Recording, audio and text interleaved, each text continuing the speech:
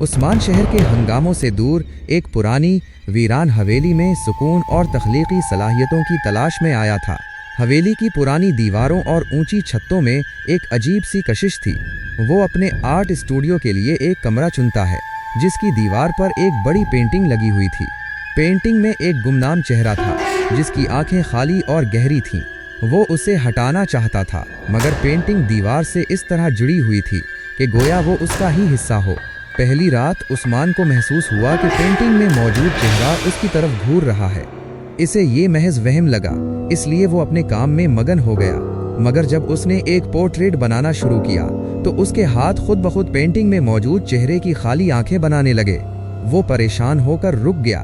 अगली रात जब वो सोया तो उसे कमरे में कदमों की चाप सुनाई दी। उसने उठकर देखा, मगर कोई नहीं था।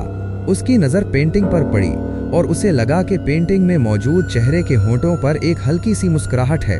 अब वो खौफजदा हो गया था। उसने कमरा बदलने का फैसला किया। नए कमरे में भी उसे चैन न आया।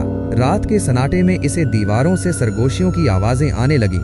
ऐसा लगता था जैसे कोई उसका नाम ले रहा हो। जब वो हिम्मत करके बाहर आया तो उसने देखा कि राहदारी में लगी तमाम पेंटिंग्स में वही खाली आंखें वाला चेहरा नजर आ रहा था। वो डर के मारे अपने कमरे में वापस भागा। जब उसकी नज़र अपने कमरे की दीवार पर पड़ी तो उसका दिल दहल गया। दीवार पर उसकी बनाई हुई पेंटिंग में वही खौफनाक चेहरा था और उसकी आंखों में अब खून उतर आया था। वो तेजी से दरवाजे की तरफ भागा, मगर दरवाज़ा बंद था। उसने मुड़कर देखा तो पेंटिंग में मौजूद चेहरा उसकी तरफ बढ़ रहा था, जैसे दीवार से निकलकर बाहर आ रहा हो। उस्मान ने दरवाजे की तरफ भागने की बेसूद कोशिश की। दरवाजा जोर से बंद था, गोया किसी न दिखाई देने वाली ताकत ने उसे पकड़ रखा हो। उसने मुड़कर देखा तो उसका दिल दहल गया। पेंटिंग में मौजूद खौफनाक चेहरा अब दीवार से बाहर निकल आया था और उसका जिस्म बनना शुरू हो गया था। इसके चेहरे पर वही खाली आंखें थीं और मुस्कुराहट की जगह अब एक भयानक कहकहा था। उस्मान ने चीख कर कहा, तुम कौन हो? मुझसे क्या चाहते हो? उस हस्ती की आवाज़ कमरे की फिजा में गूंजी। मैं तुम जैसा ही एक आर्टिस्ट हूँ जो इस जगह सुकून की तलाश में आया था। मैंने इस पेंटिंग को बनाया था, मगर उसमें इतनी ताकत थी कि उसने मुझे ही अपने अंदर कैद कर लिया। उस्मान ने खौफ से कांपते हुए पूछा, तुमने मुझे क्यों चुना? तुम्हारे अंदर वही बेचैनी और तख्लीकी जुनून है जो मेरे अंदर था। वो साया उस्मान की तरफ बढ़ा। ये जगह तुम जैसे लोगों की रूहों को अपनी पेंटिंग्स में कैद करती है और उसके लिए उन्हें अपनी जिंदगी की कुर्बानी देनी पड़ती है। उस्मान को अपना अंजाम साफ नजर आ रहा था। वो पीछे की तरफ हटने लगा, लेकिन दीवारों ने उसे घेर लिया। वो साया उसके करीब आया और उसने अपना हाथ उस्मान के सर पर रख दिया।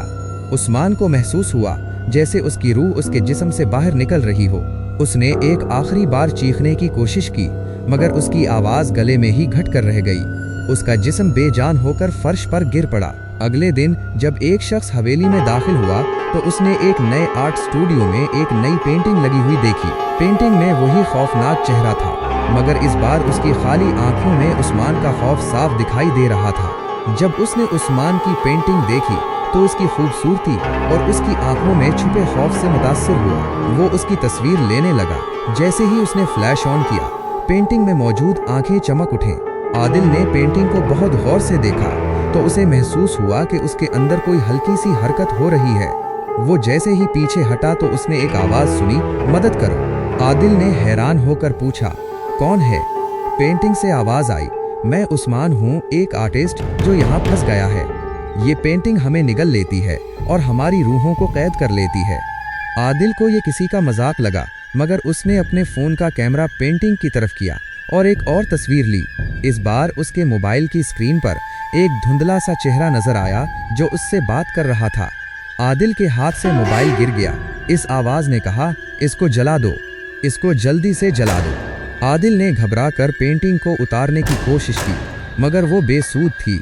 इसी लम्हे हवेली के तमाम दरवाजे और खिड़कियां बंद हो गईं। बाहर तेज हवाओं की आवाज़ आने लगी और बादल गिरजने लगे।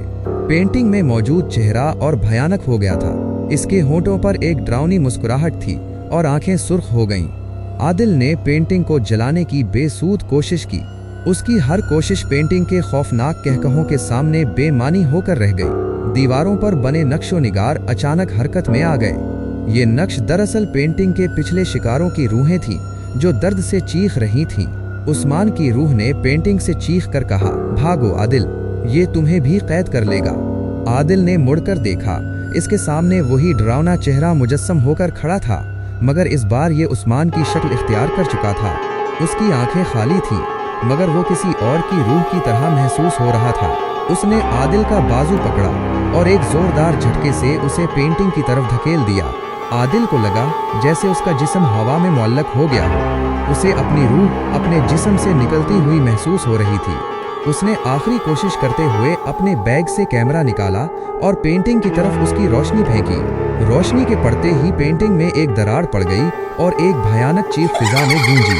इस चीख के साथ ही पेंटिंग में कैद तमाम रूहें आज़ाद हो गईं, लेकिन पेंटिंग में अभी भी वो खौफनाक चेहरा मौजूद था जो अब कमज़ोर हो चुका था। आदिल ने देखा कि उस्मान की रूह आज़ाद होकर उसके सामने खड़ी थी। उस्मान ने उसे इशारा किया कि वो कैमरे की रोशनी का इस्तेमाल जारी रखे। आदिल ने दोबारा कैमरे की फ्लैश पेंटिंग पर मारी। इस बार वो खौफनाक चेहरा टूटकर बिखर गया। इसके साथ ही हवेली में मौजूद तमाम पेंटिंग्स अपनी असली हालत में आ गईं और खौफ की फिजा खत्म हो गई। आदिल ने आंखें खोलें। वो हॉल में अकेला खड़ा था। उसके सामने जमीन पर टूटी हुई पेंटिंग के टुकड़े पड़े थे और हवा में एक सरगोशी सुनाई दी, शुक्रिया। आदिल ने उस्मान की रूह को आज़ाद कर दिया। उसने इस हवेली में मौजूद तमाम पेंटिंग्स को तबाह कर दिया ताकि कोई और आर्टिस्ट उसका शिकार न बन सके। जब वो वहां से निकला तो उसने अपने कैमरे में मौजूद आखिरी तस्वीर देखी। वो तस्वीर पेंटिंग में मौजूद खौफनाक चेहरे की नहीं, बल्कि एक मुस्कुराते हुए चेहरे की थी जो उस्मान का था। उसने इस तस्वीर को हमेशा के लिए महफूज कर लिया ताकि वो इस खौफनाक कहानी का वाहिद गवाह रहे।